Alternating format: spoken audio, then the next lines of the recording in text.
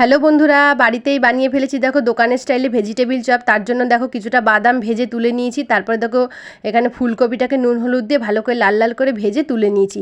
ওই তেলের মধ্যে শুকনো লঙ্কা, পাঁচফোড়ন, একটু আদা কুচি দিয়ে ভালো করে নাড়িয়ে চাড়িয়ে তারপরে গাজর আর বিটটা দিয়ে দিয়েছি। বিটটা নুন হলুদ দিয়ে একটু সেদ্ধ করে নিয়ে এবার দেখো সেদ্ধ হয়ে গেল, ওর মধ্যে একটা সেদ্ধ করা আলু দিয়ে তার মধ্যে নুন, গোলমরিচ গুঁড়ো, আমচুর পাউডার আর হচ্ছে তোমার সামান্য চিনি, একটু গরম মশলার গুঁড়ো আর তার মধ্যে ভেজে রাখা সব কিছু দিয়েছি।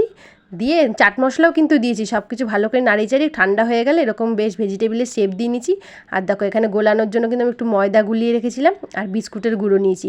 এবার দেখো এক এক করে ভেজিটেবিলগুলোকে নিয়ে দুবার করে কোটিং করে নিয়েছি। নিয়ে দেখো সুন্দর করে তেলে ভেজে নিয়েছি, লাল লাল করে ভাজা হয়ে গেছে।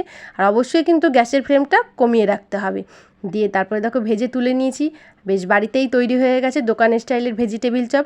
তোমাদের যদি আমার ভিডিওটা ভালো লেগে থাকে অবশ্যই লাইক, কমেন্ট, শেয়ার করে দেবে।